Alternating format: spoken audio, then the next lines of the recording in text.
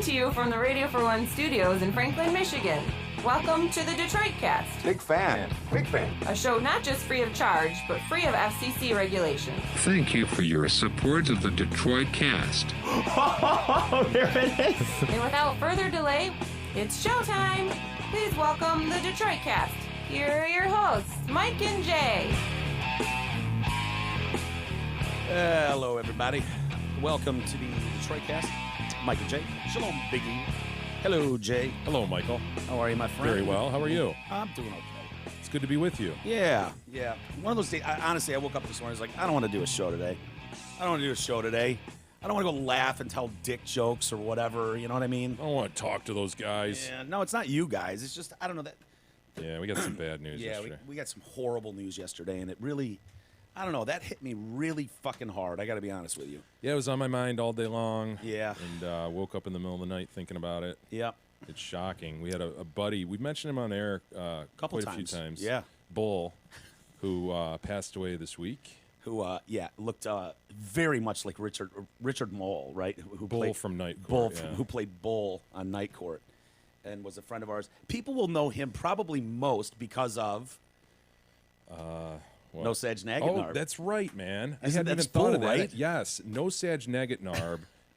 Yes. Well, he didn't create No Saj, but he provided me No Saj's school ID. Yeah. So, Which has been in your wallet for 20 years. And I've had a lot of listeners at events ask to see the ID because I keep it in my wallet. It's always there, little No Saj. All its glory. Why don't we rewind really quick and briefly explain No Saj Nagatnarb to any new listener? We haven't done that in a while, but... I mean, do we really want to... Well, okay, No Saj Nagatnarb is not his name. Maybe you can figure out what we're doing there. We are monsters. Yes, we are. We went to Harrison High School in Farmington Hills, and they... Look, listen. I think we need to... Look, all right. Look. I was just about to get in trouble. We're not monsters. all Usually, right? sometimes, but yeah. But you're right in that you're about to say that we went to a high school where special needs kids also attended. It was the one school in Farmington where I think there was a floor, right? Where second floor, and most classes were on the third. Yeah, and so they were in general population at times, and listen, there was this little son of a bitch named No Saj Nagatnarb. Yeah. Spawn of Satan. I don't know. I don't know I don't know how else to say it. Angry little man. I've tried to find him, by the way. I want him on our show. I saw him driving a van down the road like a year ago, sitting on 5 phone books. It was I was like, no way, it's No Saj Nagatnarb. Did he ease into your lane? No, he probably would have like sideswiped me. Yeah. But he had some bone deficiency disease where he would break a bone. Bone density was in question. Yeah, he wasn't someone. He didn't want to roll an ankle. So he was in class one day sharpening a pencil. He didn't want to roll a pencil sharpener, No. let's be honest. And he snapped his arm. Yeah. And you said, God damn it. And his arm's hanging. And he was just a wisp of a man. Oh, just dude. Almost Hawk-like. Stephen Hawking. I was going to say mini-me. He was like 3 feet tall or something. He was in a wheelchair, but... Is it fair to say he's a mix between mini-me and Hawking? Yeah, okay. In his disability, that's fair. right? Yeah. In his presentation? Yes, very fair. But he would wear like little mini leather jackets and denim jackets with like Slayer patches on And it. He was constantly be sketching like satanic shit. Yeah, You know? horns, 666, yeah, dragons, all this shit. He was stars and pentagrams. I mean, he leaned that way. Yes, but he had a penchant for running up on you if you were in his way. He was electrified, right? In the hallway. Oh, yeah. He had a motor, right? Yep. Okay. Yeah. All right. So he was not manually moving around. It was So my Achilles suffered on more than one occasion as No Saj ran up on me. Yeah. I guess I was walking too slow for him or something. Yeah. But he had some speed behind him with that thing, though. It wasn't fair to just like, I mean, you're carrying a bunch of books, walking down the hall. He's working his Atari joystick. Yeah. Like a master. It was just like, he just, boom. Get out of the way. Move out of the way. He would. Get out of the way. Get out of the way. What are you going to do? Punch him? He's a mean little man. Can you blame him? Was it one of the Glutchners that grabbed a couple guys in wheelchairs and were racing them through the hallways? Yes. And then the vice principal came tearing around the corner and was like, stop. And he just locked up the brakes and sent one of them flying out of his chair. Jesus. Yeah, it was not good, dude. It wasn't a good scene. So anyway, back to Bull. Back to Bull. So we named this kid No Saj Nagatnarb for obvious reasons. Mm-hmm. And it becomes kind of an inside joke to our friends, our crew. And Bull, who was a splendid man. One of the finest ever. That's why it hit me so hard yesterday. He was on yearbook. He was on the yearbook staff, which gave him access to all sorts of pictures, obviously taken for yearbook purposes, but also for composites that were being put into the yearbook. Those kids had too much power, by the way. Dude. You know what I mean? Like, it was like, oh, listen, that person again in the yearbook. I've got Mo's picture from 9th grade sitting right here from one Bull. Really? Yeah, Bull gave me Mo and Derek and me and Gab and you. I mean, he gave all sorts of pictures from 9th grade. Yeah, he gave me a bunch from, I didn't even remember this, but I guess they had photographers that would go to, like, our soccer games. And so these, like, black and white pictures of us on the field playing and stuff, and he gave me a bunch of those. At my wedding, with Bull in attendance, one of my favorite gifts that I received was during the shake of the hand. It's one of these where you exchange a couple dollar bills in your hand, right? We've all done that with a maitre d'. Yes, he's coming in heavy-handed. Sure, a valet, you know, you want to impress the ladies. Oh, well, you know, slip him a dollar, hope he gives you the table by the window. Well, one Bull slips me none other than No Sag Negatnarb's school ID. High school ID. Cherished it. Picture ID. Cherished. Yeah. It's in my wallet to this day. Yes. And you've been married quite a few years. And that I know of two things in your wallet. That and a picture of Tony Mandrich and his fiance. We'll get to that one later. With a huge mullet. Those two are in there for life, no matter what wallet you have.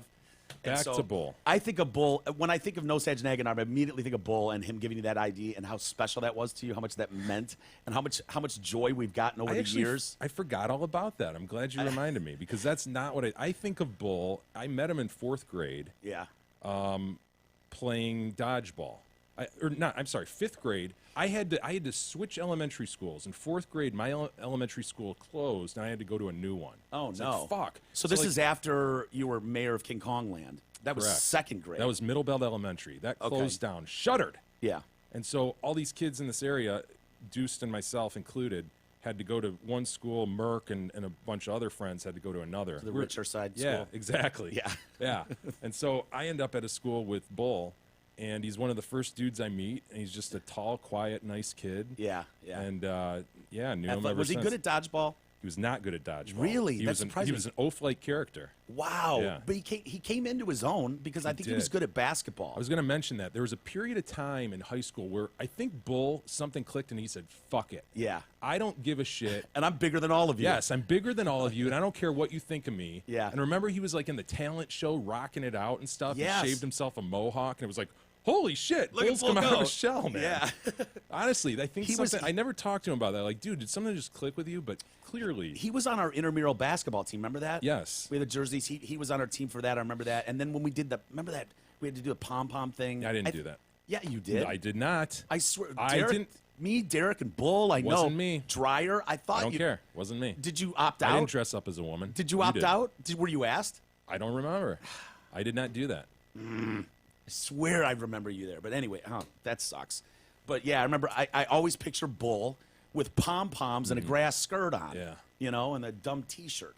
But yeah, it's hard because, like, we talked about Bull another time last year or the year before because he was honored. It hit the papers. And he was nominated for, like, local teacher of the year or something, and his students all loved him. He was like a super Spanish teacher. He knew Spanish better than the Mexicans did. He every summer would go to a new Spanish-speaking country. He did a ton of mission work. And he would take the kids. He would raise money, I think, on his own and take like a class with him, just like very dynamic teacher. Yes. Not one of these teachers who just mails it in, keeps the lesson plan from the year before, looking forward to his summer off. No, no. Bull didn't have summers off. He was Bull planning had no missions. Summers off. Very religious family, and would do these mission trips. And everything you read, and I remember this when the awards were coming out, it was like, okay, I get it. He's the greatest thing ever. Like the student, just one of. I think every kid has that one teacher where it's like, everybody knows that's the teacher you want. You know, he was a Pied Piper of sorts. Right. He was this larger than life character. Yeah. He would be outspoken at the right times, but quiet at the right times. Funny as hell. Funny. And big. What was he, 6'4" or something? He was a big dude, but just as gentle as they come. I was thinking, I'm like, I bet Bull's never been in a fist fight in his life. Who the hell could punch Bull? Yeah. Like, seriously, like everyone's got that third grade fight they had. Like, Bull probably never had a fight because he got along with absolutely everybody. He was that kid. Every school has that kid where it's just like, oh yeah, he's almost too nice. He's too perfect. And that was Bull. He was just friendly with everybody, got along with everybody. Smart guy. Super smart, but didn't rub it in, brag about it. He was in all AP classes, but you almost didn't know. He was Merck's roommate freshman year at State. Yeah. So Yeah. Merck knows him obviously very well. Yeah. That's a big loss, man. Yeah, it's a tough one. While I was sitting there and, going through bouts of crying, I'm like, why? I'm a grown fucking man. Can I not cry? Do I have to cry? And it just made me so sad all day long. And I was like, I think I got a text from Bull not that long ago. And so I opened my phone and I flipped through it and I'm like, this son of a bitch wrote me every year on my birthday to say happy birthday and just make sure I was doing okay. And I'm like, that's unbelievable. Every year it's like 2013, 2014. And of course 16. you didn't answer.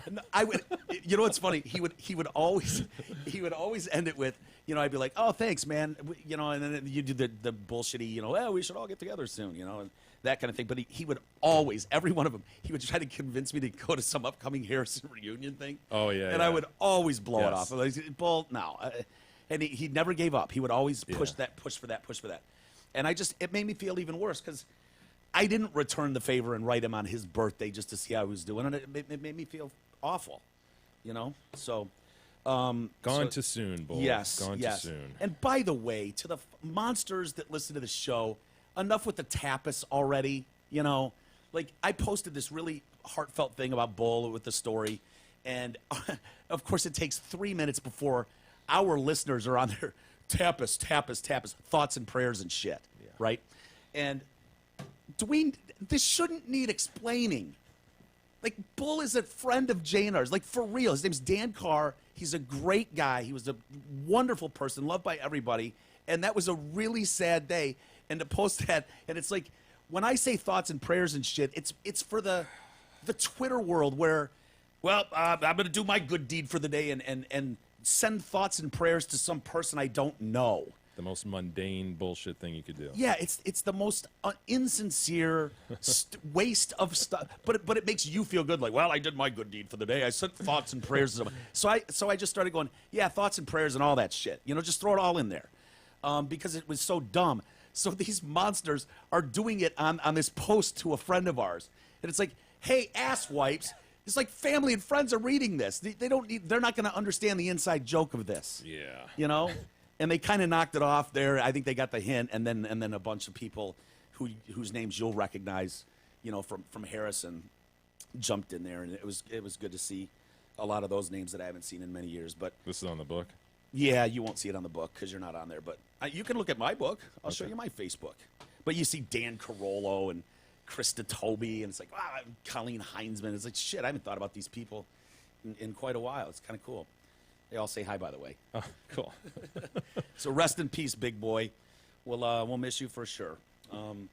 Speaking of big boys, and this will be an awkward transition. I don't really know how to transition out of something like that, but Matt Patricia, big in the news today. Yeah. Boy, there's two sides to take on a story like this, and one makes you sound like a caveman, and one... Well, you don't know. I mean, just report the facts. I don't know that you can have an opinion one way or the other. You have no idea what happened. Yeah. This goes back to... Report the facts, Well, Mike. it sucks because, he's the new Lions coach, and we're all excited for this new season, and it's like, oh, man. In this Me Too movement world we're living in right now where everything is so ultra-sensitive, you don't want to be anywhere near a story like that.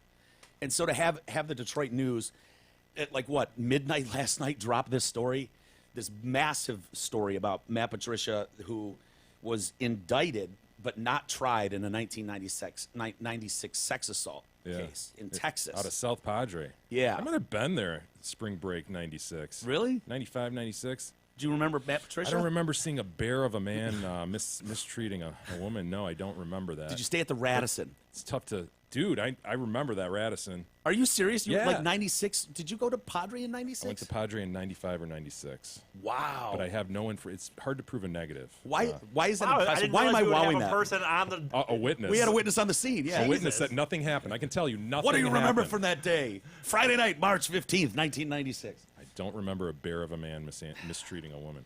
Well, this woman, we'll call her Jane Doe right now, poor Doe family, says that 2 men burst into her upscale hotel room. Is the Radisson upscale? No. Yeah, okay. Whatever. Where she was sleeping and then took turns violently sexually assaulting her, raping her, basically. That is one hell of a story, isn't it? Yeah. And they were arrested, charged, later indicted, but they never stood trial and were not convicted. So one of the men was a 21-year-old Matthew Patricia, and head coach of the Lions now, and the other was the captain of his football team. He played at some weird like tech school or something for nerds. He didn't want to be a rocket scientist. But Greg Dietrich, who was 22, captain of his team, and the indictment remained this untold part of his past. And, he gets all the way up the ranks. I mean, he was huge with the Patriots for, what, a dozen years? Mm-hmm. How does that not come out then? How does it not come out in a background check from the Lions? Yeah, you'd think that'd pop up pretty easily. I think their excuse, was it Rod Wood or Ron Wood or something, who's their guy, said something like, oh, yeah, when we do the background checks, they're looking for criminal, stuff, like an actual, you were charged with something. Well, he was charged with something. Or criminal. Found guilty of something, you mean? Yeah, maybe that's what it was. But made it sound like, well, since they dropped this, it didn't pop up in the criminal investigation thing, so we didn't see it, which sounds lame and unbelievable to me. It really does, knowing how much they yeah, they might dig have a into those service, guys. That, I don't know, different services do different things. I remember that in the employment context where companies would hire a third party to glance at criminal stuff, and some would dig deeper than others. So I think they mentioned in here that there was a company out of New York that was doing that, but they said that here's what it was: they were only looking for convictions, criminal convictions. That's why their background check missed it. So one of his defense lawyers said that he believes the alleged assault never happened. Well, there it is. I mean, say no more. Bam. Why are we even having a trial here? Why doesn't the story end there? This should be a one-paragraph thing. His own defense attorney says right there he doesn't think this assault happened, ever. In my opinion, it was fabrication. I'm telling you. It was he said, she said. I don't know what type of problems the girl was having. I don't know why she made that allegation. We vehemently denied that he was doing anything wrong or did anything wrong. Many details are unclear. Police report was discarded. Several figures don't remember a damn thing. And they're the DA. Things can be fluid over spring break in terms of what the hell is going on. Yeah. That was a weird comment by the Lions, by the way. Did you see that? No. In their statement, part of their statement said something like, Matt was a 21-year-old kid, on spring break in Texas. And I'm like, Did he rape a chick? Did he so violently was rape a Jay. chick? What does that mean? Yeah.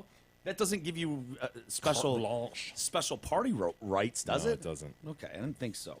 But, think of the policy behind this company's search for convictions. Why are they only looking for convictions? For just this reason, right? Maybe this is total bullshit. Yeah, and you right? don't want every single time. She said, if the thing wasn't prosecuted, then, right, every single time somebody throws something at the wall, I'm not saying that was done here, but, do you want your reputation marred forever by somebody just potentially making something up out of whole cloth? I don't want that. Nope. Right. Yeah, and he doesn't either. People are like, seems weird timing, though. He's with the Patriots. Now he moves on to the Lions, and it comes out. So people looking for that kind of conspiracy theory type of thing. So anyway, she basically just decided not to testify. And there was there was a note like written in the police report thing that just said, victim does not feel she can face the pressures or stress of a trial, which, is all too common, especially going back 20 years. It does sound like she kind of knew them a little bit, palled around for a few days with them, she said. You guys have never really been on spring break, but that's very common. Yeah. No, I've gone. You kind of kind of pal around with a group. Yeah. Sure. They're your buddies for the week and hook up or whatever, but so then go on.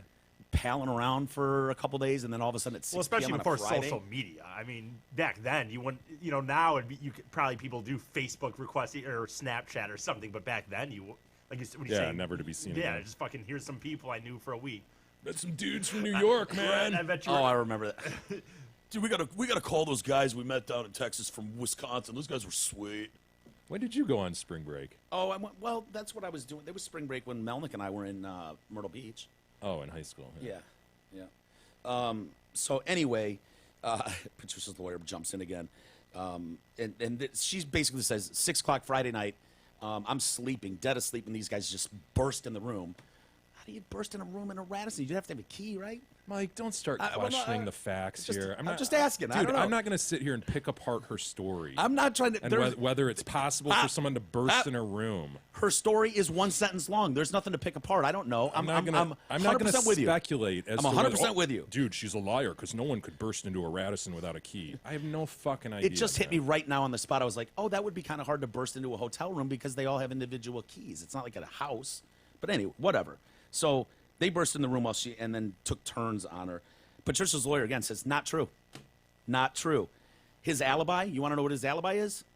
He was drinking somewhere else and fucking some other broad. His alibi is this was a false accusation. He didn't do nothing. Did he say he didn't do nothing? No, he said anything. Okay. I don't know. Wow. If he said that, I'd have been like, fuck, what kind of lawyer do you have? What kind of statement? His alibi is it was a false accusation? I mean, you would hope there'd be an alibi. You go 6 o'clock Friday night. We were at Senior Frogs down the He street. doesn't even remember. He doesn't. If he really didn't take part in this, fuck, man. Spring breaks are an absolute fog of a memory. Yeah. You don't remember. All right. I didn't do it. Yeah. That's Wasn't my there. defense. It was fucking how many years ago? I don't remember this shit. At the time, he would have, because they ended up getting a few days later a secret grand jury of Texas residents heard evidence presented. Ooh, a secret grand jury as opposed to a public grand jury? Presented only by the prosecutors. An indictment requires That's how a grand jury works. I know. Assholes. They had to find sufficient evidence to believe someone committed a crime. It's fairly low standard. Yeah, ask the Ham family. We've heard all about the Hams over the years. Getting indicted for everything. Ham? Yeah, you can indict a ham sandwich, and you know that. Oh, my God. Wouldn't it be the Sandwich family? I have never actually Never heard that. that? But Jesus, you haven't? no. I would. How does the saying had go? I crafted that joke, had I had the temerity to craft that joke, I would have used the Sandwich family. Yeah, okay. Just to be clear. Because then you could have used, oh yeah, Sister Egg Salad. I saw that too. Yeah, Yeah, you she got did. indicted. Wow. Oh, she got married to the Salad family? She changed her name? Yeah, no. Egg salad sandwich. How does the saying go? It's so easy to blah. Yeah. You could indict a ham sandwich. Yeah. Because it's basically, it's one side of the story, E, and you're telling that one side of the story, trying to get them to go, Gotcha. yeah, I believe the crime was committed. And so the prosecutors are trying to sell it like, yeah, these guys burst in and raped her. And they're like, okay, let's go to trial. So the defense side is always like, dude, indictment means nothing. You can indict a freaking ham sandwich. Damn sandwich family. Always getting the worst. After hearing all that, I would have probably Would have crafted it like me. I wouldn't have even said it. But No, after You know hearing- what? Mike's just I don't- working shit out here on Dude, Mike, okay? I wasn't working it asking out. for a JPA over it. I'm going to give him a JPE just for the effort, man. Thank you. I appreciate that. For the new listeners, it's jokes per episode. It's a fairly low standard in here, apparently. Well, and that's why you're always constantly falling short every month. Every month we look at his quota, he falls short because he's too afraid. Yeah. He's too afraid to come forward with a joke like that. Mike went for it. I went for it. I saw it, and I knew as it was You coming out of my went mouth. for what appeared- I knew there was a high potential that this was going to be I was not going to get Dave and Chuck treatment in this room. It wasn't going to Well, let happen. me ask you, what did you think was going to happen? I thought. here's what I ran into. How do you I'll see it tell going you. down? Here's the problem I ran Best into. case. Best case scenario is Jay got the joke, rolled his eyes, and chuckled for me. He didn't get the ham mention at first. Had you said sandwich, I'd have got it, man. Yeah, I thought for sure, we're talking about indictments with grand juries, and I was like, yeah, look what the Ham families had to deal with over Had the you years. said the sandwich family, I would have rolled with it and said, yeah, I heard Ham and his brother Salami fucking got indicted like that. Due to Jay's response, And then it would he hilarity gave me a would have blank ensued. look like, what? What do you expect me to do with that? I don't even know what I you're thought talking you said about. something Ham, offensive. Ham? like, 2 M's, John Ham? I had thought that you said something offensive because based on Jay's reaction, I just was that something that was racist or something? I had don't know. no idea where it was going. I'm trying to figure out a John Hamm angle. I didn't know. Dude, you should have been quicker than that. I fault you. You should have been quicker just No. because of what the discussion was wrapped around. No. Grand juries, Blame indictments, me. the Ham Blame family. me. It's Talk about poorly blaming the crafted. victim. I know. I've yelled at E when he's like, "Man, it was a shit crowd last night." I'm like, dude, don't blame them for not laughing at your dumb jokes on stage. That's your fault. Yeah, easy. Like, I never It's do you. that. Hey, everybody. This segment's brought to you by Mayor and Company Accountants. If you dread handling your business taxes as much as you dread coming up against Matt Patricia Yeah. and Radisson on spring break, let Kyle Mayer handle it all for you. Kyle's a pro. Better You have can your trust room him. card. He doesn't just focus on end-of-year personal tax returns. In fact, a large part of his business is handling business taxes and bookkeeping. Kyle's a pro. You can trust him. Leave all your business tax issues to Kyle. Call him today, 248-521-0016.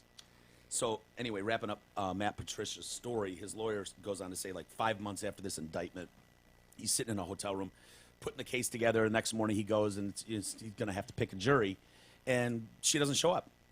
She doesn't show up. Imagine the relief. Yeah. Holy shit. And imagine for Patricia. So the prosecutors then just go, I guess we just moved to dismiss, and it was granted, and Matt Patricia is just wiped his hands of it from then on. Zero evidence at that point. Yeah. Victim is unable to testify, cannot give a date certain when she will be available. It was a freaking nightmare for Mr. Patricia and his friend. Blah, blah, blah. So, I don't know. It sounds like the Ford family is really standing by him strongly. I have heard some people talking about, like, you know, he's got to be careful. The statute of limitations has run out on charges, but that doesn't mean he can call her a liar. Yeah. You know what I mean? Like, there's character assassination things. So if she wanted to go, oh, really, this didn't happen, you know. She can make hay of it. Yeah, so, you know, this might... I mean, she could do that now, whether it's a legal issue or not, whether he's allegedly defaming her or not, calling her a liar when she claims it's not true. She could just come forward via social media and be like, yeah, I'm the victim of that, and this is what happened, and stir it up again. It's really... You know, I mean, talk about speculation and conjecture, but in this day and age that we're in now, with the way potential victims are treated, and almost the guilt is automatic in the public opinion, especially with celebrity, if she were to come out now, it's a whole different ballgame than it was in 96. So getting her word out is way easier than it was in 96, and having people believe you is way easier. So True. This could get ugly quick for a head coach if this person wants to come out and identify themselves. Yeah. You know, that I'm not saying either way, and neither are you, whether, you know, obviously we have no idea who's guilty or innocent of anything, but... Hey, everybody, please use our affiliate links. You'll see our Amazon and Groupon links above the fold at DetroitCast.com. Click on them, shop away. Doesn't cost you more. The key is, however, that you click through our specific links at DetroitCast.com. Also, make sure you're shopping MyPillow.com. Yes. Goose down has ruined America. For all of your betting-related With needs. my patented fill. Again, they have so much. You don't even realize it's not just pillows. Go to MyPillow.com. Use TDC code for the very best discount. We should stress that it's TDC is the code. TDC. TDC. 'Cause someone tweeted at me the other day and went, wait, he keeps saying use TDC code. Is it TDC code or just TDC? Use the code TDC. TDC. Just 3 letters. TDC. TDC. TDC. And then we get a nice little tip. They give us the tip on Yes, the they side for do. helping them, which is very nice of them. We've got the what is it? The Gina Haspel trying to go for top cat at the CIA. CIA director. Yeah, getting hammered yesterday. Everybody trying to get their camera time, you know, their sound bite, trashing her as if she was waterboarding everybody and torturing people.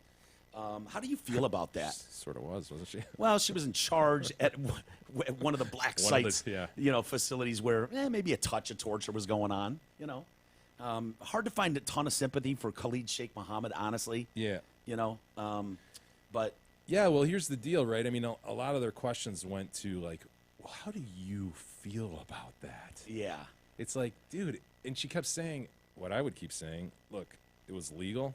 Yeah. It was sanctioned by the highest law of the land as well as the president, and I was just following orders. And if those orders, if that's what is allowed under the law of the land, then we follow those. But I think what they're getting at is you will confirm for us that you won't really follow Trump if he orders you to do something crazy, right?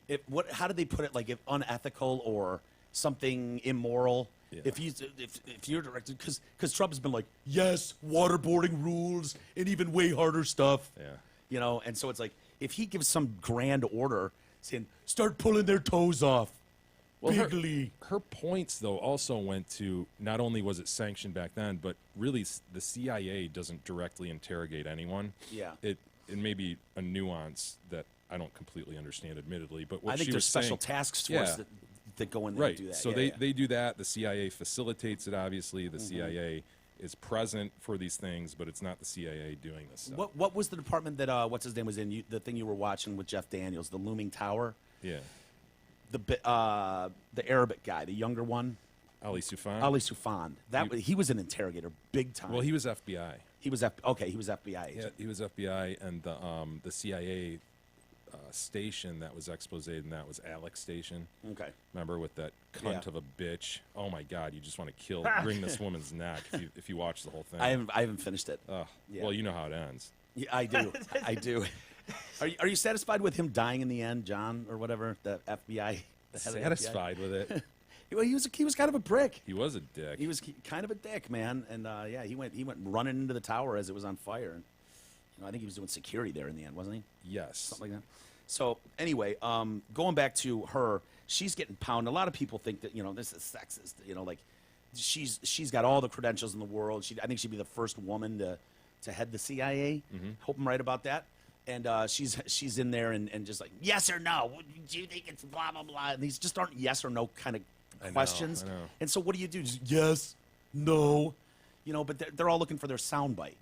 All these people. So I thought it was interesting that Rob O'Neill, the Navy SEAL that killed Bin Laden.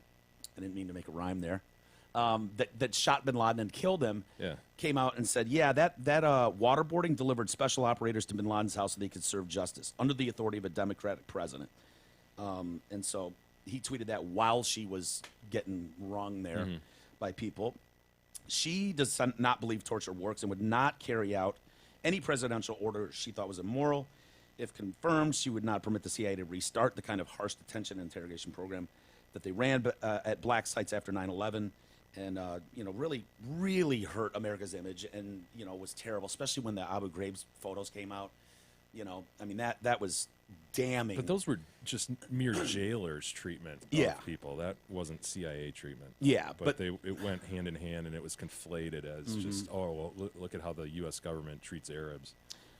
It's hard. It's so easy to look back, all these years later and blame. But if you were around during 9/11, the feeling in this country was so vastly different. I mean, have you ever seen support like that? What was it, 95% support for the president and what he was doing during the war? It was crazy early on. And when we're talking about this sort of stuff going on.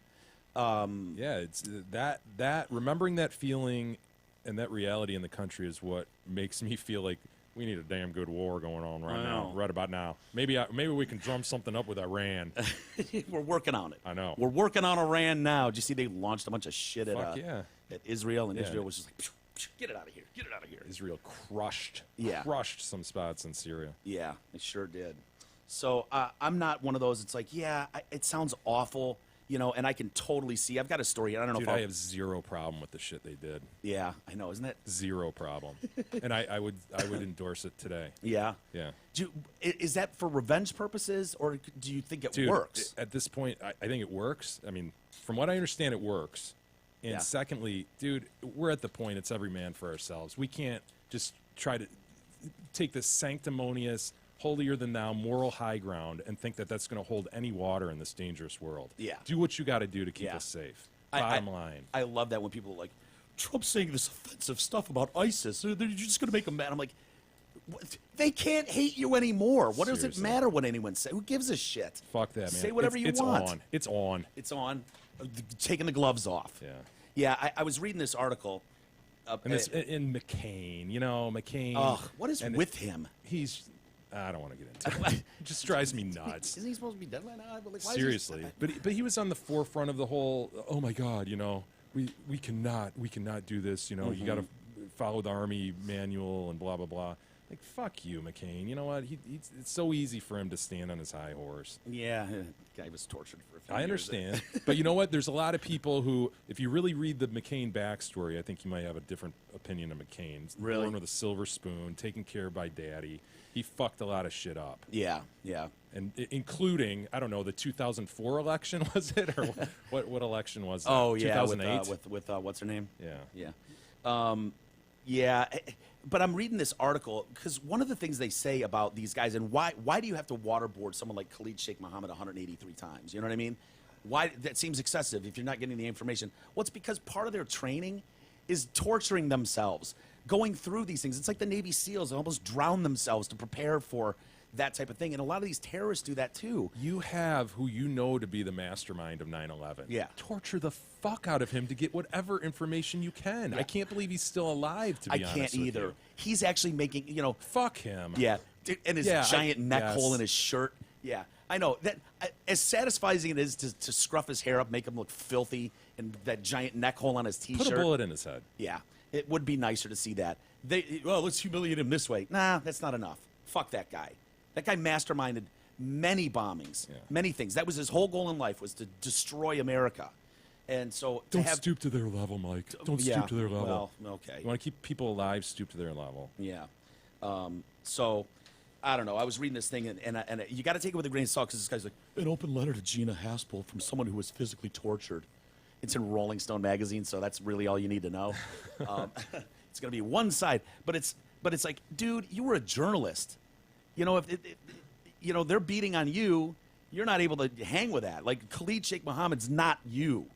Khalid could hang with some. He knew he wasn't going to drown. Can't that be part of it? Like, you're being waterboarded. You're like, they don't. I know it feels like I'm going to drown. I know, right? I think that's how you put up with it 183 times. You go, I'm not really drowning. They want more intel out of me. They do. They want me to say this name, and I'm not doing it. I mean, it must feel awful, right? I mean, awful. I mean, it must be really uncomfortable. It's probably that feeling like when you go too far down in a lake, and then you're swimming back up, and it's like, oh, just get to the top. Where's the top? That urgency. Oh, my God. Oh, it's got to be 50 times worse than that. I don't know. That's pretty bad, dude. It's a pretty bad feeling. But when you realize you're not in that lake, and you know the guy's got the pitcher. Yeah. It's just pouring. That pitcher's going to run out. Yes. It's You like know he's going to you're going to come up for air. It's okay. What you're saying, basically, I'm going to take it in a left turn on you. Sully Sullenberger, when he was in front of people, and they were like, "You had time to land at this airport," blah, blah, blah, blah. And they're bitching him, and so they got all these pilots and simulators to see if they could successfully turn the plane and land at this other places, and they could. And they had just a few seconds left to do it, and he's like, "They know they're not going to. There's no chance they're going to crash. They don't have the pressure." Right. You know what I mean? Like swimming up, I might drown. I might. There's no chance that he's going to drown. KSM knows that. He's laying there going, of course he does. Yeah, I've done this 128 times. This is the 129th. I know I'm not going to drown. Yeah. Fuck Keep going. you. Keep going. And that's when you put the electrodes to him.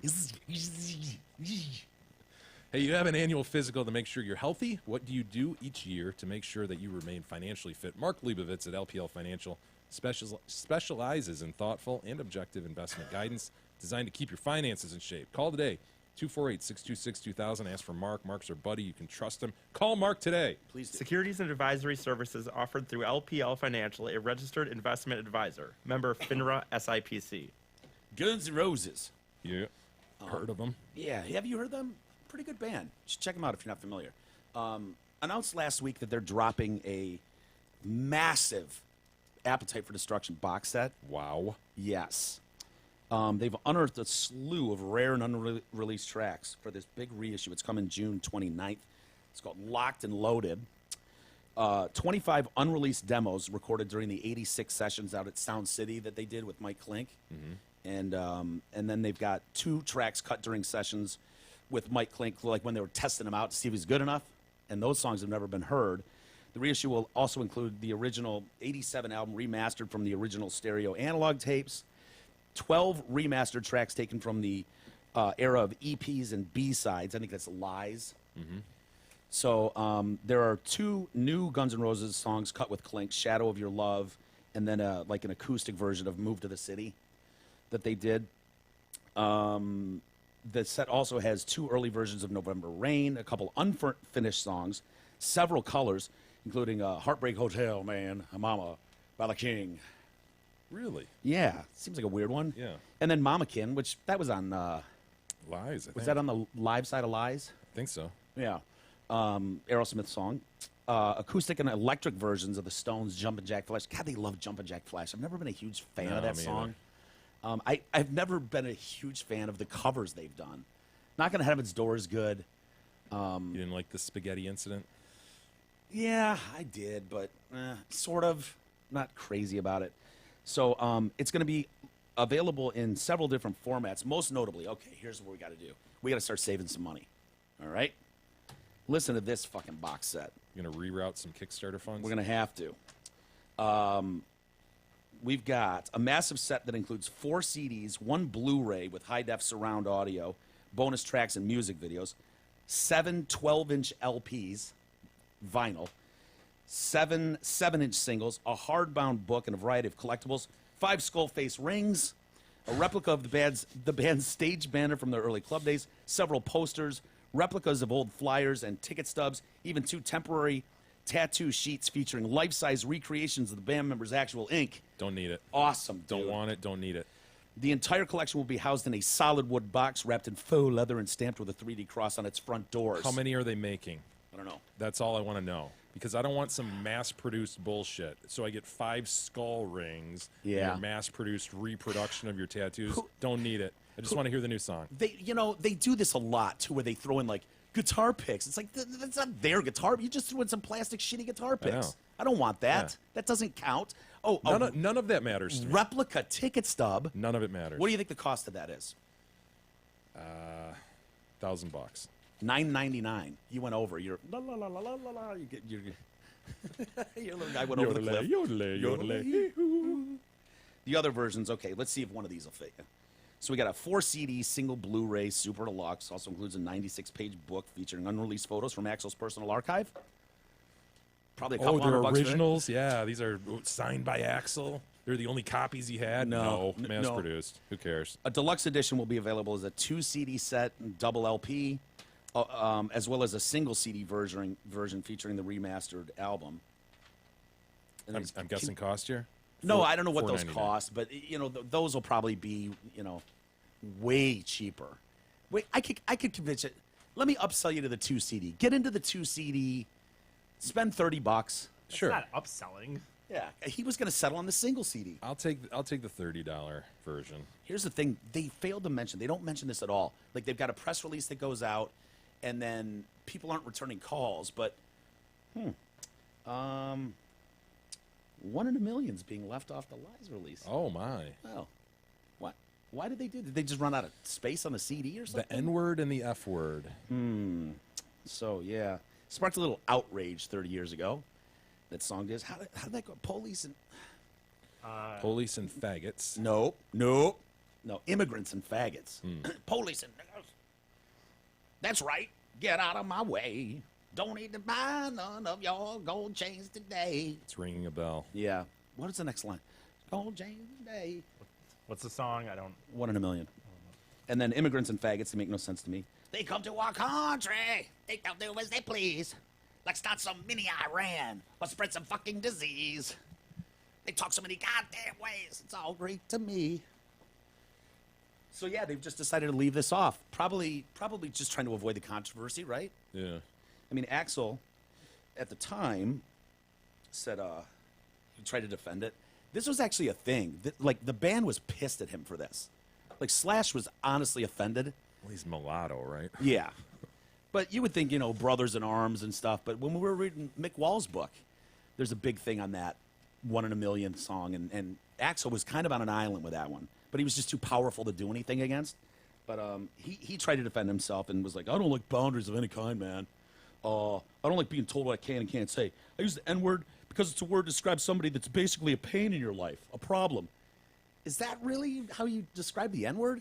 Because that's not what I think of. That seems even worse as a defending. Yeah. Like that seems like a word because most people know what they think when they think of that word. And if I said tell me what the N-word means, and I don't think you'd be like, no, it's a word to describe somebody that's basically a pain in your life, a problem. no, I would not. Just know that all white people are fucking devils. When I use the word, I don't necessarily mean black. When I use the word immigrants, what I'm talking about is going to 7-Eleven or Village Pantries. A lot of people from countries like Iran, Pakistan, China, Japan, etc. You get jobs in these convenience stores and gas stations. Then they treat you like you don't belong here. Oh, he meant what he meant about immigrants, but not the N-word. And faggots, too. He said, I've had some very bad experiences with homosexuals. That's a story there. Yeah, his butt's been through a lot. Seriously. I know. His dad, was it his stepdad, William Rose? Allegedly. Allegedly. And then Mick Wall hinted at some other story, didn't he? Did he say he was going to come out with that? He definitely did. Was like, there's another story that's huge about Axel's past abuse sexually at someone's hands. And so Mick was kind of like, yeah, you kind of got to give Axel a bit of a pass if he's harbors some ill will towards certain groups. But I don't know. But that'll be cool. I mean, I'm not spending my money on that shit. I don't need that stuff sitting on my desk or my shelf. I don't need all that extra. Yeah. So let me hear the new song. I would have told, dude, a few years ago, I would have been the $9.99 You know what? guy. I would have. I'm back to my original stance. All I want to hear is the new song. I don't want the $30 version. Don't you want the 25 songs that were... Dude, you can just... No. I know I said it yesterday, but you can just go on Spotify That's right now. All right, and you listen to- boring losers. Go ahead, fine. You don't want the 96-page booklet with Axel's Nope. original photos?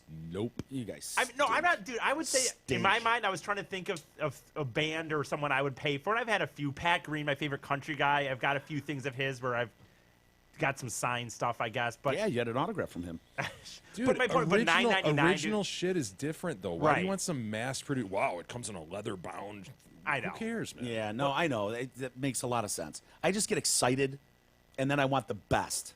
You know, when those things would come out, it was like, oh, yeah, I could buy that $20 one, but That's shit, interesting. Yeah. Because I had the complete opposite Yeah. viewpoint as a consumer. Yeah. Yeah, you That's- and I are total opposites. Like marketers, you'd think we were in like the same groupish, you know, like a couple 40-ish white guys. Yeah. You're a little older than me, much older actually. But you know, same socioeconomic. Well, kinda no footprint kids here. and stuff, though. I mean, you're dealing with somebody who was You're making buying money cleats for and he has kids, no kid. and I'm not. So, Yeah. you know what? I'm not proud of those years. To be honest with you, I'm looking at a lot of things now, going, "This is just shit." It might be Nikki Sixx's guitar though, or bass. I know It might be. It might not be. It could be. But I'm not going to be that guy that goes, "Dude, it is 66." But like, I can't. I'm just stuck with it now. It is what it is. It's got his autograph See, on it. I think that's and why when I realize now, I'm not going to rip happy- someone else off. Like, I'm still have no regrets, and I don't think I ever will over my Tiger Stadium seats. But my point of saying that is, I think, like, when you get into these things, like you said, with autographs, and now you realize even you, who was literally spending time and still doesn't know. Yeah. I think cool things are things like if you like the Joe, getting a seat, because you know that was a seat at the Joe, and it's just whatever. But a guitar that now you can even you to this day, you're kind of like, Yeah, well, but dude, maybe. you got to understand. I got like seriously into it. Like I know. I knew how to spot fake autographs. I knew subtle differences of mass autograph things, and I wouldn't buy. And I never bought autographs anyways. I would never buy an autograph. Every autograph I have, I got. So, in person. Yeah. But I with collectibles and stuff, I did my homework. Yeah. I was not going to get burned on shit, and it was tremendous amount of hours and work went into it. But it was like I got into it as a hobby for a while, but there was a run, dude, for over a decade where I'd go You to were the mall chasing and some just stuff? buy just shit, just clothes that I would never wear. And then every Tuesday it was like I couldn't wait to leave work and go right to the store and buy every new movie and you know and CD. And it was like, I'll be damned if I'm going to get the one with 12 tracks on it when I get the 2 bonus tracks for an extra $100. Yeah, we're totally opposite consumers. Yeah. And I'm not saying my way's right. It's just interesting that just a total different viewpoint on Well, that you'll sort be- of thing. Like even the older I get too, the more nomadic I feel like I should be. I mean, this goes to my RV point, right? Yeah. I feel like this urge to get rid of shit, and maybe a lot of that it does Yeah. have to do with the fact that I have kids and I'm constantly like bringing shit in. And I'm telling you, like Christmases of yore were like. It would drive me fucking Nightmare. crazy. Like I would get the shakes seeing my in-laws bring in another huge box of plastic shit that I Yeah. then had to Ugh. find someplace in my house for. I'm like, God Yeah. damn it! I would Get him a get anxious. certificate. Yes, Get man. him cash. Yes, something Yeah. we can put away for college or something. It just Isn't that funny how and I- that's the way we look at it now? Because I I'm the have- same way. Like out of the 5 of us at my house, I guarantee you I have the least shit. I just feel this this need to get rid of and not have and just wear out what I have And maybe this is a midlife crisis of sorts, or a end of life crisis for me that I'm going through. But I'm been doing that the last couple weeks, like cleaning stuff out and getting rid of stuff. But feels great, doesn't it? It does. It sucks doing it, but it does feel good. So I've got all this shit upstairs. Autograph stuff, CDs autographed by bands. Like, what do you do with that? If anybody wants it, just Facebook Mike directly. He'll give I've it got to you. thousands of. You've seen my movies and CDs and box sets and collectibles and toys and shit. This stuff's expensive. I think you find valuable. a single buyer. Honestly, And you know what? Just a dude. Dude, I'm Yeah, looking at that's this what stuff. you have to do. You have to package things up. You could not go individually. Dude, You these have are to- individual things that are rare, though. A lot of them. I know. Some of them are very rare. you can wouldn't still- Maybe do it like bundle that. bundle it all as a Motley Crue package, And and they're- be like, dude, yeah, they're 20 gonna be- grand, you know. They're going to be for that guy, that rare like the guy you that's of 10 into years ago. that. I mean, that's what they'll be for. But dude, you'd be stupid to do it now because it's like you wait for one of them to die and then it's like whoosh, their shit goes way up, or they get in a Hall of Fame somewhere, be newsworthy. Like to just like now in the middle of whenever drop something like that, it just doesn't have the the sizzle to it. Well, what you have to do then, honestly, is look at some of the stuff that you really want and some of the stuff you don't, and start bundling it now, and then wait for those moments. Yeah. Then. Well, my thing is, I'm like, yeah, fuck all of it. Like that's kind of where my head is right now, and so I don't want to do that. But I've gotten to this point where I'm like, and it's funny. I had this conversation with Drew years ago, and when he hit this point, was like, what am I holding this shit for? Yeah. And I was like, oh man, that sucks. And I'm there now. Yeah, you're like, I don't get that at all. I'm like, who is this for? I don't have kids. I'm not married. Like, who wants this shit? Who wants a newspaper article of an interview I did, or a fucking picture of Motley Crue autographed? Like, who wants that? I'm not kidding. I can't think of anything that I have of value that honestly that I could put on the market and someone would go, oh shit, I'll buy that. Like all I have See, is that just doesn't like surprise me. You've always been like that. You're a frugal guy, and you're not wowed by it's Hollywood it's a or freeing feeling though as you get rid of more and more. Yeah. And it's like, yeah, man. I mean, you're not like I don't know. You're not imprisoned to this stuff. You're just like, clothes I need. Get some new shoes every now and then. Closet. I seriously, 90% of the things in my closet, I just want to throw in the dumpster fire. it. Just be like, gone, all of it gone. Give it away, write It's it like, off. I haven't worn that in 7 years. It has tags on it. Fuck it, gone. It's got a horse on it though. It makes me look rich. Yeah, but it's a turtleneck, Mike. Let it go. it's a it's a red turtleneck. Oh man. Anyway, so your boy Ricky Gervais, he's your favorite guy, right? Favorite comic? One of them. One of 'em? Yeah. I don't know why I have struggling in my head around him as a comic. Like it seems like he got into that comedian game way late, out of nowhere. But he's great. I love him awesome. doing it. But he's coming back to Netflix with a new project. Really? Yeah, it's called Afterlife. Sounds kind of interesting. He's going to be the creator, executive producer, star, director. Like he's wearing a lot of hats for this. They're doing like 6 episodes, half hour each, and they haven't announced like who's going to be in it with him. But he said that he's going to be Tony, the protagonist in this series. Tony, whose radiant outlook on life shifts following the death of his wife Lisa. After debating and ruling out suicide, he resolves to spite the universe by doing whatever he feels from that point forward. Ooh. Yeah. Well, Tony views that recklessness as a gift. A lot of people, everyone else in his life is like trying to save him from himself. Yeah. As he's just like, whatever. Kind of reminds me of the premise of Liar Liar, where Jim Carrey was just telling the truth about everything. Oh yeah. And how the world's a different place when you do that. Yeah. Yeah. It sounds like sort of the same thing. Well, he couldn't even tell a white lie, could he? No. Yeah. He said a lot of people are trying to guess the plot, themes, and even dialogue of this new Netflix show. Some of them are offended by what they've guessed. One person tweeted, "Ugh, playing a typical straight white dude, I see." God, stop. Obviously it's a joke, but yeah, it's funny. I don't know.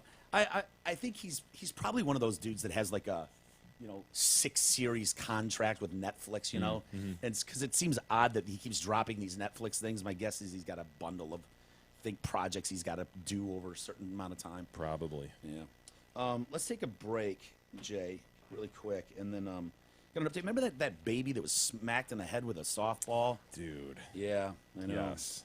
Gotta keep your head on a swivel, kid. What are you doing? What are the chances? The kid's head is this big, you I know, know. 7 weeks old? Yep. Fuck. Yeah. Just getting a drink, too. Kid was just getting a drink. And then we got an update. It's good He's news. not getting a drink. Lady gets pegged in the titty. Yeah. Which would have been fine. We're talking Bruised. about a bruised titty. Yeah. Probably was squirted milk all over the fan base. Ugh. Anyway, we'll get to that story and more next. Oh, there was a kid in a high school, Harrison High School, not our Harrison, but down south or somewhere. They filmed. He walked in. He went into the bathroom. We got a surprise. There were a couple students in one of the stalls. Whoa. Yeah. I'll tell you more about that. Getting it on? Maybe.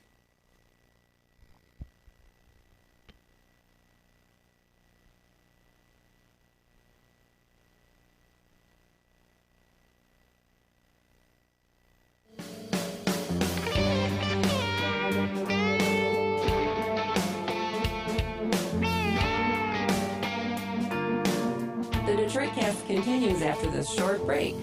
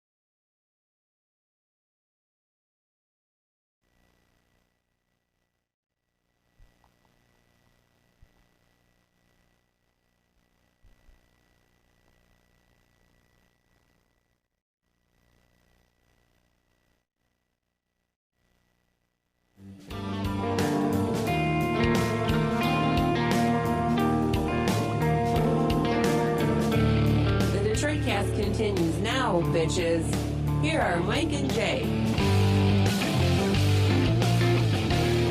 All right, welcome back to the Detroitcast. Mike and Jay. And God, I was whining before the break about all this stuff I have.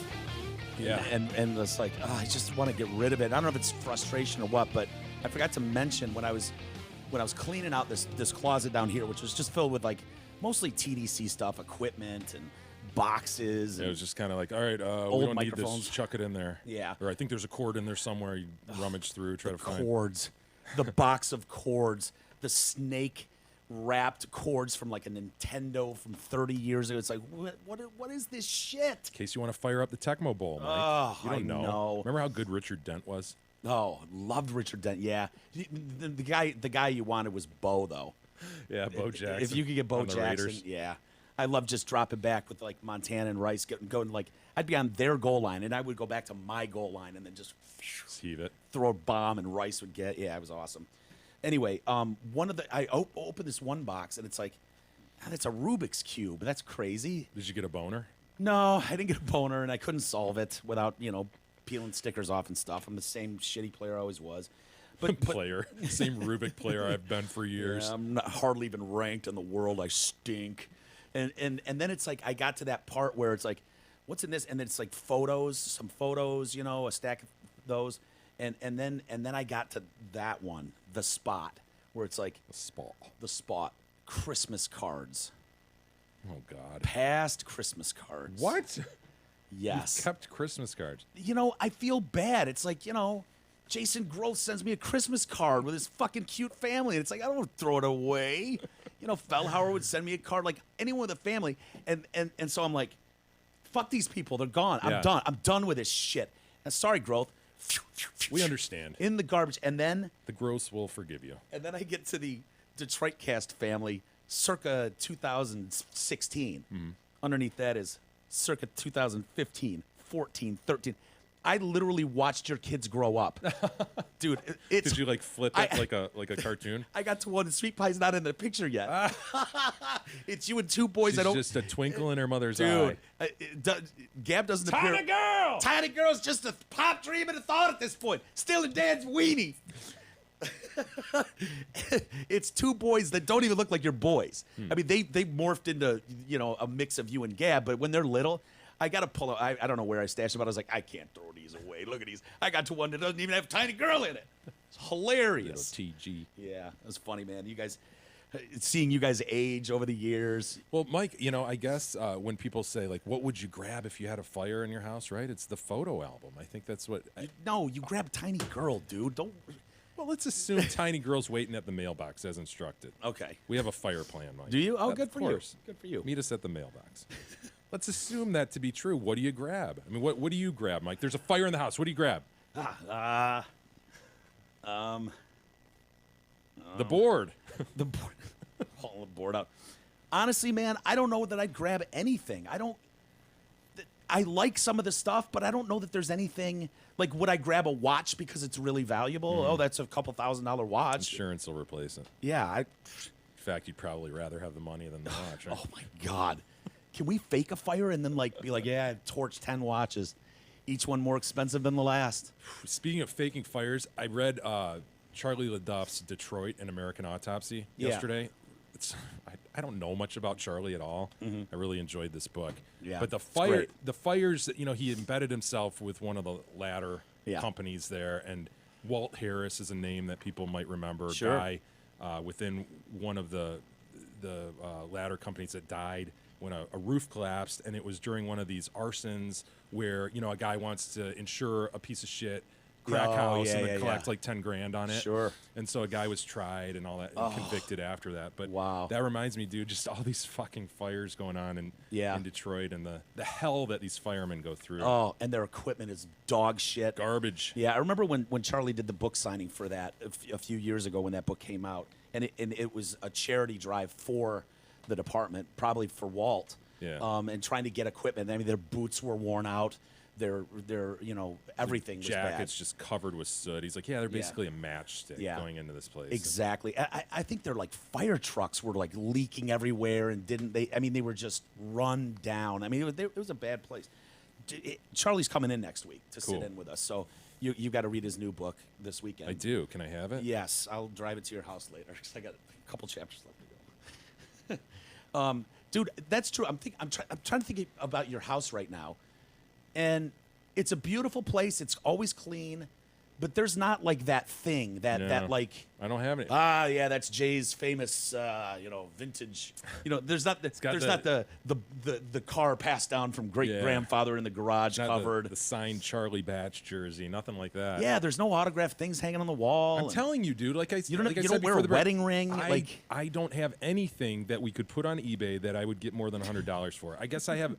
If I had to mark something as my most valuable items, probably my collection of tools, which is not remarkable at all either.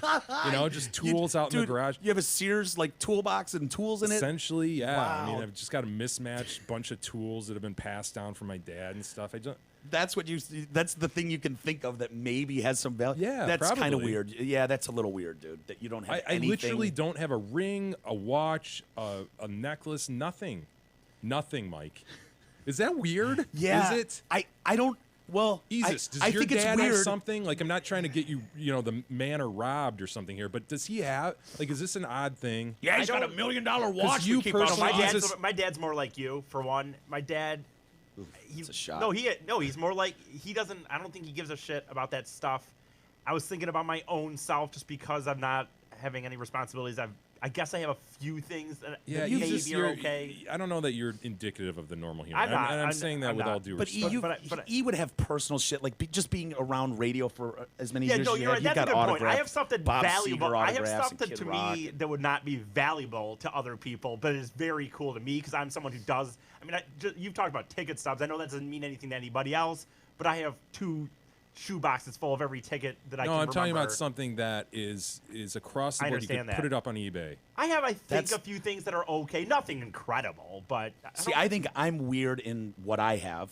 We are totally on the different side of the exact spectrum. opposites. Exact. Wow. I got to a point where it was like not healthy. Like I was doing it too much, and I was watching auctions, and I knew what I wanted, and so it was like once you get rolling down that, and you got a couple things going, you can't ignore them, and so it kind of gets addictive. I probably would have if I had the money, though. If I had money... Hold on, let me finish my point. But I think it's even equally weird that you can't point to a single family heirloom or something that was like really important to you, or you expensive that you bought at some point that I have nothing. Goes up in value, coin collection or something. Nothing. You had Star Wars action figures, and you let your kids play with them, original ones. That's okay. They weren't in the boxes. Have they really people email at DetroitCast.com. If there's anyone like me. Which one of us is weirder, Jay or me? Most people probably fall somewhere in between both of us, I would reckon. Yeah. Anyway. Hey, Zot Ford, before you get on that, Zot Ford's famous spring fling is finally here. It was a long, cold winter, as you know, but it's time to sell lots of vehicles and get back on track. Here's a deal that even Easus can afford. It's a sign and drive lease on select new all-wheel drive 18 Ford Escapes for just $222 a month, 0 cash due. They dropped the price on select new 18 Ford F-150 Super Cab 4x4s as well. Almost $13,000. That's over 30% off.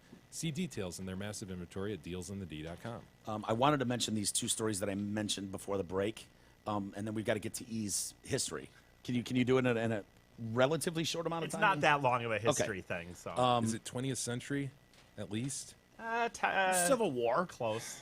It's early. Early 20th century? Early 20th century. 21st or 20th? It's very apt, though. Just give us a year that we're focused on. Early 1900s. Are you sure about the date? Yes. You'll know that it's based on the subject. You'll know that it's definitely when it happened. Okay. I just realized this too. 7-week-old baby. They spelled weak. W-E-A-K.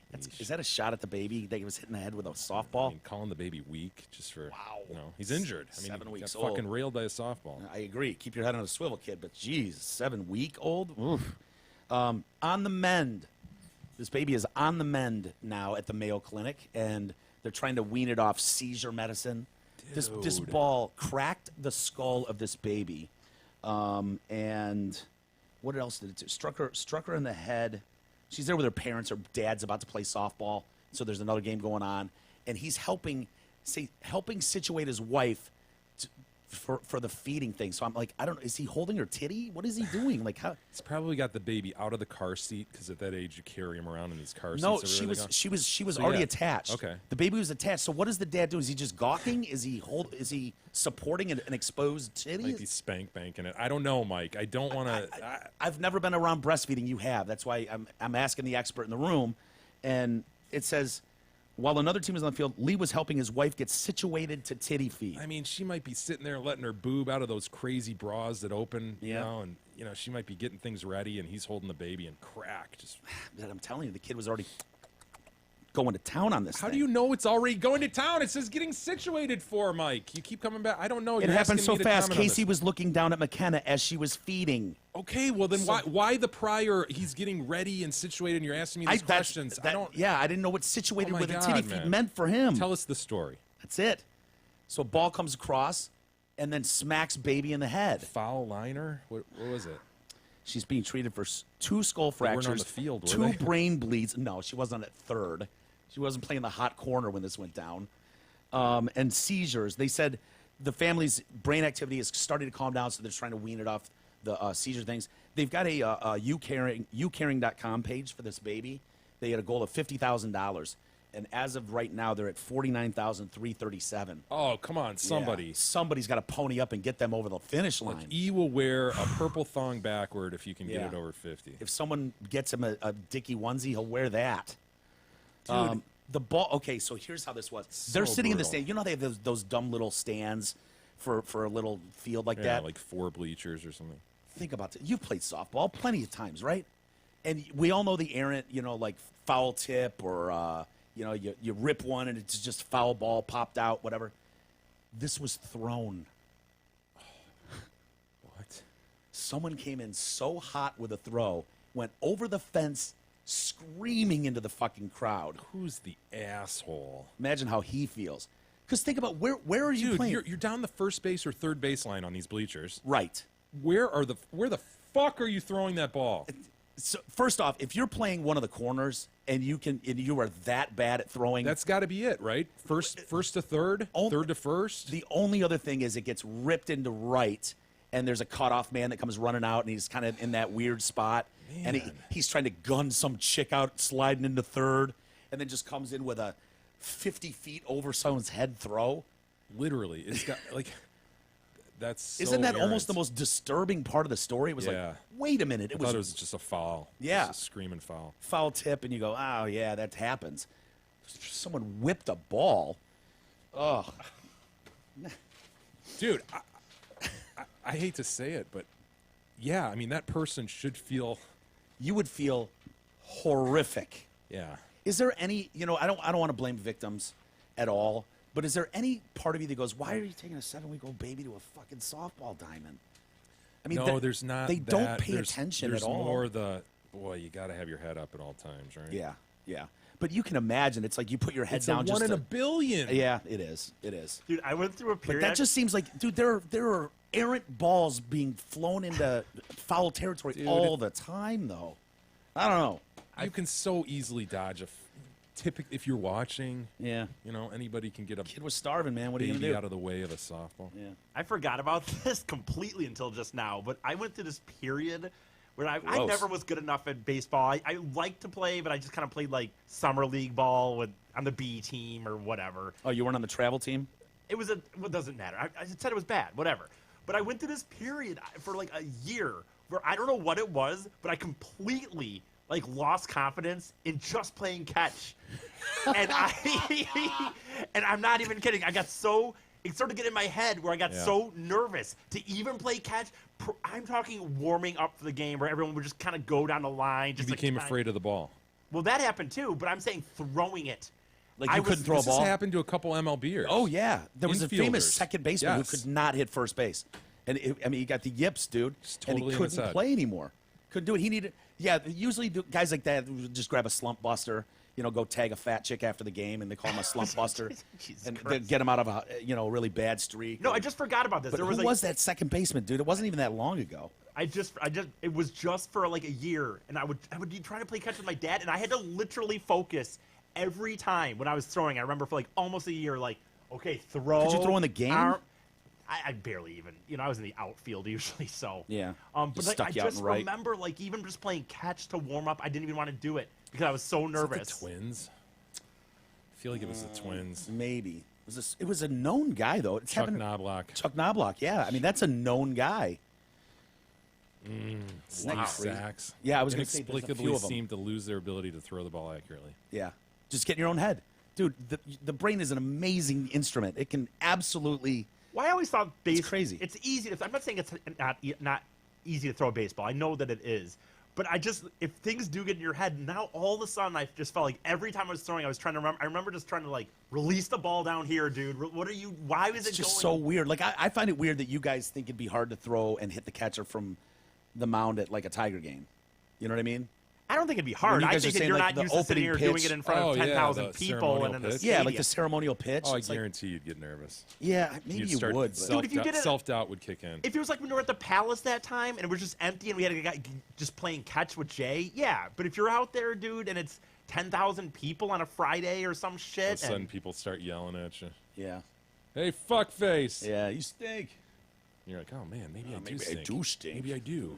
Maybe I can't throw this ball. do this. So, Isis, what's like a the girl. what's the moral of the story here? Are you saying that the outfielder had a case of the yips thrown to no, third? it was just we when you guys bailing talked this about guy this. out? No, I guess I want to know his name. I want to see what he looks like. If he's a meathead, I'm going to be extra pissed. If Yeah, he's he's that one guy of those playing dudes wearing metal spikes and yeah, stuff. yeah, he's got metal spikes and stirrups playing co-ed softball in a beer league, and he's taking out babies in the stands. I want to know. If he's just like Big E, who's got the yips, It's so brutal, feel man. bad for him. Lastly, I was telling you about that Atlanta area high school because I want to know what you guys would do. So this kid is 17 years old, Steve Bonner, and he's in some shit, facing some felonies. He walks into the bathroom and finds a couple students in a locked stall, and it sounds like she's blowing him, some chick, like a 14-year-old girl and a 15-year-old boy, and he's like, pretty cool. Whips out his phone, just kind of over the top, and films it. And then somehow I still can't figure out how this happened, but it hit a lot of social media, and kind of buzzed around the school pretty quick. Fat thumbs. Yeah, something happened. fat thumbed it, sent it to the wrong thing, like hit all his contacts or something. And the vice principal found it and called the police as soon as he saw the He's video. distributed child porn, hasn't he? Yeah, is this terrible? My first thought was the assistant principal. As soon as he found the video, called the police. Blah, blah, blah. I'm like, did he watch it though? Did he watch the video first to make sure he knew what he was? Children, Mike. I know, but he got to make sure. Well, you can't just take the word for it that it's a sex tape, right? He has to do his investigation. How many scenes does he have to watch before he's like, okay, that's students. Yeah, they look underage. No, I'm calling the police. I'm going to call the police. As soon as this thing wraps up, I'm going to call the police. This is unacceptable behavior. And so they're busting this kid on felony charges for eavesdropping, surveillance, both felonies. Police say the sex act was consensual and the students were recorded inside a locked bathroom stall without their knowledge.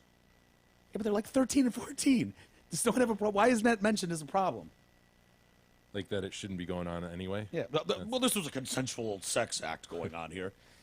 Do you think kids in a bathroom stall have a right to privacy? Does that seem a little odd?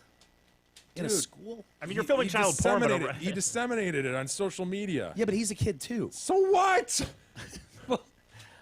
Okay, I can see a kid doing that. If you walked into that situation, I think natural reaction would be like, fuck yeah, can't wait to show the boys this.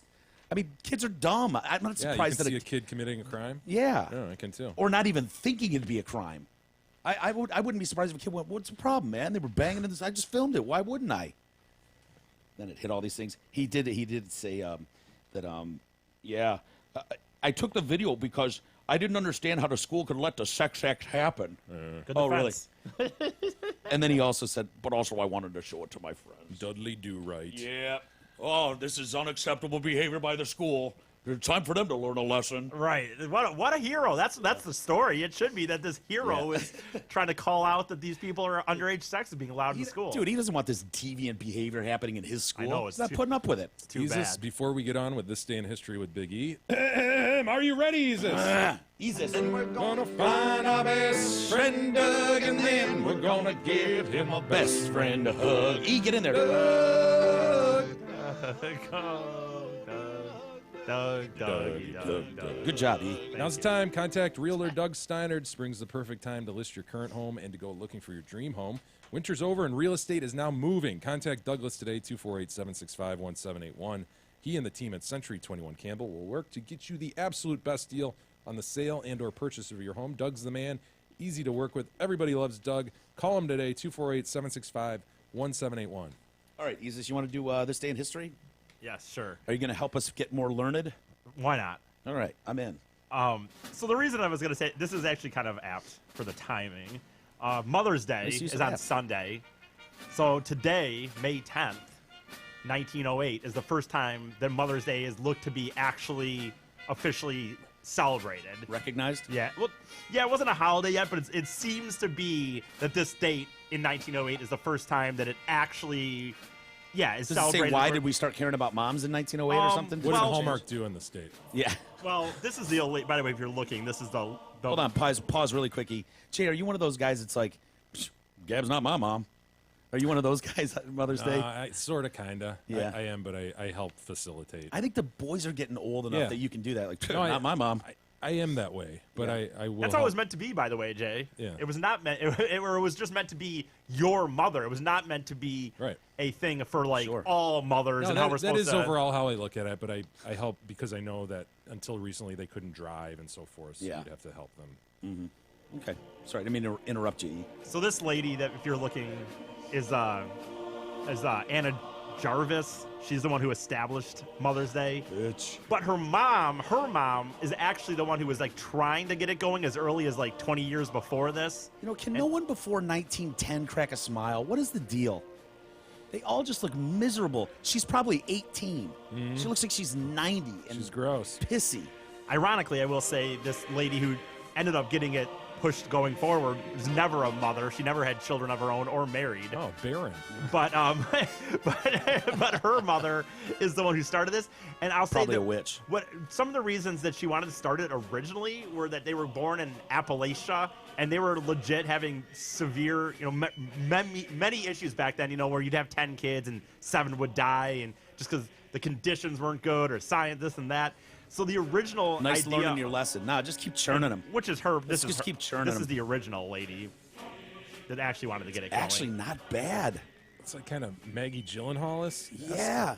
Little Dude, bit. I'm serious. That might be the hottest. What year is this? 1908?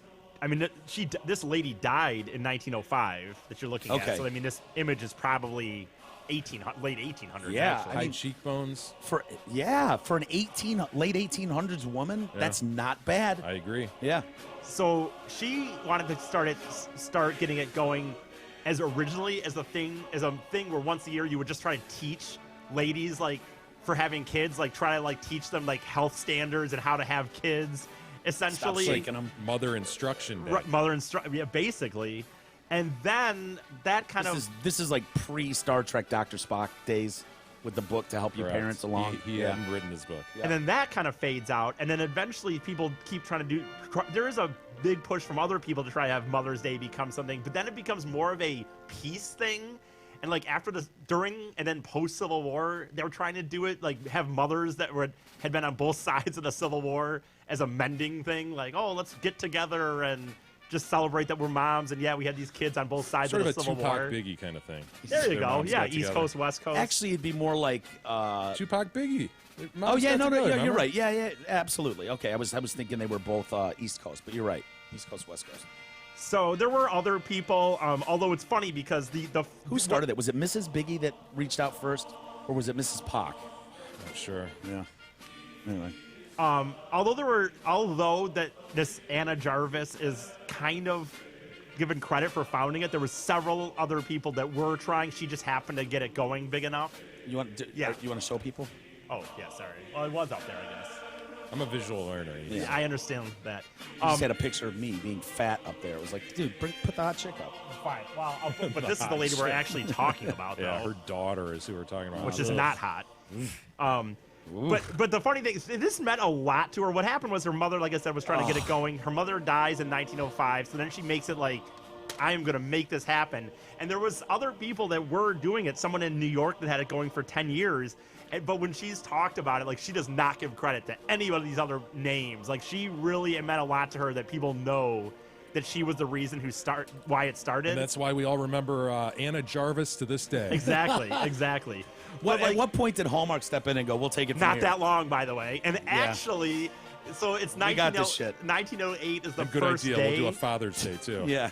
1908, as I'm saying, is the first day or first year that this that it kind of was recognized. And by the 1920s, she is already pissed that it's become too much of a moneymaker. And then she tries to actually start petitioning and spends the rest of her days trying to petition it to become not a holiday anymore. Because she's so mad at people that they're spending money for the holiday. You know what? Lighten up, lady. She doesn't even started have this. What do kids, you by give the a way. shit if Jay runs into CVS in 1908 and grabs some flowers and a bottle of wine for his lady? What do you care? Yeah, it is kind of funny that way. I will say they say the stat is that the Mother's Day is actually the third most popular holiday, only behind Christmas and Easter in as far as this country is Easter? concerned. How so? Like, Just like popular, money, how so? based on how much money people spend. Based Don't on believe it. Halloween. Dude, I don't believe it. I Okay, agree with well- you. Why would Jesus' birthday be that high on the list? Are you talking Easter? flower sales, card sales? What are you talking, Jesus? I just read Jesus? facts It's a saying very that. general fact. It's a general Well, proposition. they're- to throw I out mean, there. they- It's the I third did most see- popular holiday. Well, what is it? I think it was Yeah. what based does that on mean for based family on the, gatherings? Yeah. based on I think the money spent on flowers and cards and how many people. See, now you're guessing. I suggested that to you, and now you're spitting that back to me. I think Valentine's Day would outrank I agree. Mother's Day.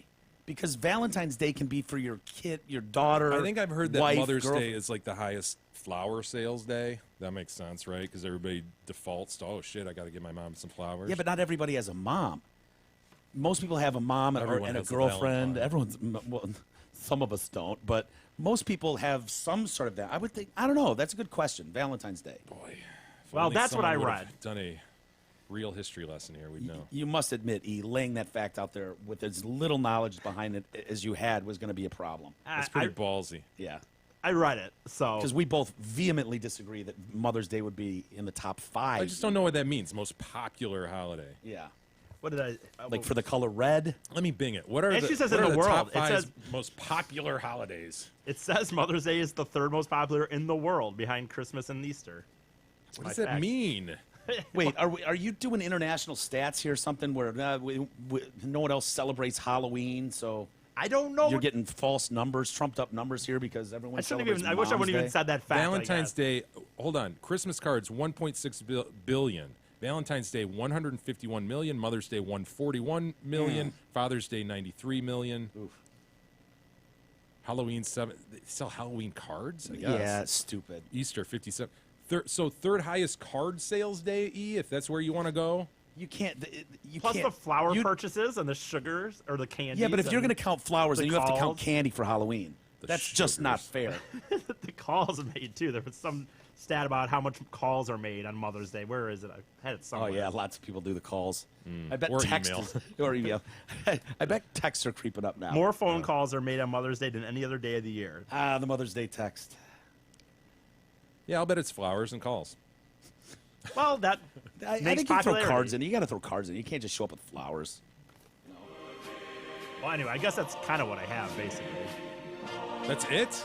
Aren't you going to tell us what you're getting, Mrs. Fady? Hi, Mrs. Fady, by the way. I don't know Fady. yet. Get her a brassiere.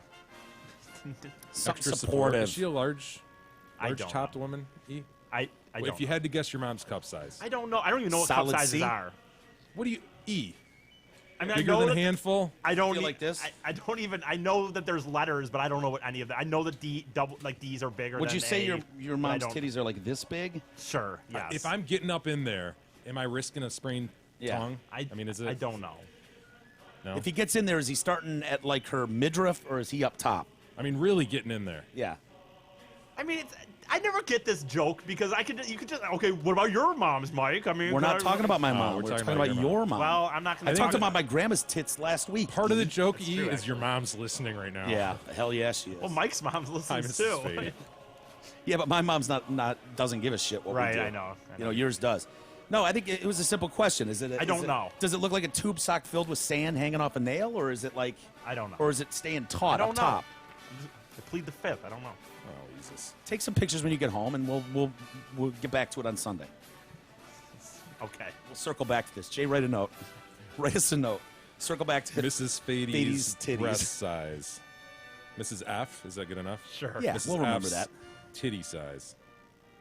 Hi, And then Mrs. maybe Fady, A, by the B, way. A question mark, B question mark, C. B, C. I don't think you're getting into D's. You I don't think think so? she's shorter. She's squatty, not squatty, but shorter. I don't remember it just being like, "Whoa, those things are knock you over." Okay. But I think I think you'd be satisfied. Yeah. Okay. Good.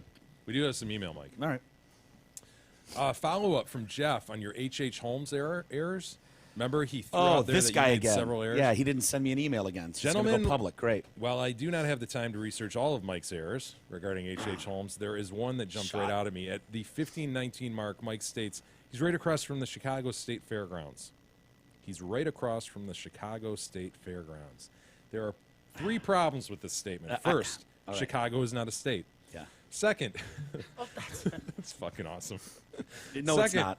the event to which Mike is trying to refer is the World's Columbian Exposition held Wrong. in Chicago in 1893. Third, Wrong. Holmes's castle was not right across from the event. Instead, it was approximately 1.5 miles from the exposition. Take Okay, it up that's- with I the don't know. documentary. Dude, that's bullshit. They were talking about how ginormous the Chicago Fairgrounds were and how incredible it was that this many people would be here right outside the hotel directly across the street and not see or hear anything. I mean, it's Dude, noted enough get that it was away on with this postcard. I've had several people Chicago say, World's Fair Hotel. Dude, you can't believe reels. You can't believe documentaries stated on reels. It's just not a credible source. Really? Yeah. Wow. Keep That's- up the that's excellent changed. research, says Jeff. Winky face. I'll tell you, though, I know a lot about the Aaron Hernandez case, and the real story that I saw on that was very accurate. The facts. I remembered all of them. Rick writes in. Grievance, dearest lawyer, slim, and cum connoisseur. Man, gentlemen, a grievance has found me. I'll keep this short and sweet, no need for the clock. Okay. Grievance as follows. What is with these whistling, humming, and singing people in public places? I don't need to hear you doing any of these in the grocery line, Home Depot, Lover's Lane, closed inside of a 6-hour flight to whereversville. But the worst place to hear some douche singing, etc., is while taking a piss at a urinal. What the fuck is wrong with these people? Thanks for keeping me sane at work. And the show has been spot on lately. I knew that was coming. What do you think about Don't that? let him We've- get your goat. We've all encountered these individuals. You know what this is. You know exactly what this is, right? Because I know exactly what's going on here. What do you mean?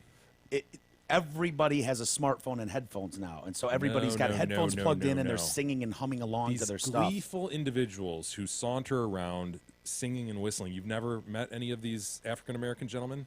African. Oh, is this They exclusive? tend to be. You know what? I will say this. I'm going to go across the board right now and say they tend to be Okay. African American dudes. Actually- standing at the urinal, singing some shit. Yeah. Okay. Right? I know who you're talking about now. I know that guy, Mm-hmm. black guy, singing his balls off, loud. I can't say I mind it. I can't say I mind it either because most of them can at least hold a tune a bit, and it's like I want I to kind of chalk it up to one of those like it's kind of a cool black thing, you know? Like, Yeah. I couldn't do that right now. Like- but that dude can. the balls to just be like, I'm going for it. Mm-hmm. Like, dude, I don't have that. I don't possess that. Like, I'd be horrified and walked around the corner and someone saw me lightly humming. I'd be like, oh, what a fool I look like. But that guy just like belted out, Standing at the urinal. Yeah. Just singing. just dancing across the street. Love it. Yeah, I'll even see that guy in his car, windows down, singing his Yep. balls off loudly. I think this is an old man grievance, honestly. That's my rendering. Well, it almost warrants a Kind new of a pussy. category because it's not pussy, but it's like he's failing to enjoy little parts of life that he should enjoy. And so I don't know This what isn't that a is. grievance. It's not a grievance. Yeah. We've seen this before out of Evis. Yeah. Out of ESIS. It's just simply not a grievance. It's one of those things. It's like if he said, "I've got a grievance," what's with these people dropping $20 bills all over the floor for me to pick up? Great point. And you're like, dude, Yeah. What's with being paid to go to work? Yeah. I mean, anyway, geez, God, I thought of that. Why do I have to get a check every Friday? Yeah. You know. So yeah, dude, he should enjoy this part of life. He needs to absolutely take a good look in the mirror and say, what's his name? Rick, I think. it was. And say, Rick, are you happy with the Rick you see in the mirror right now? Because I don't think you are. I don't think you are, Rick. Save the rest for Sunday. Perfect. Alrighty. Well, we got through it, gentlemen. Rest in peace, dear Bull. Yes, We'll sir. miss you. This was not an easy show for us to get through today. Thank you for hanging with us, everybody. Have a great weekend. We'll be back next week. We'll see you then.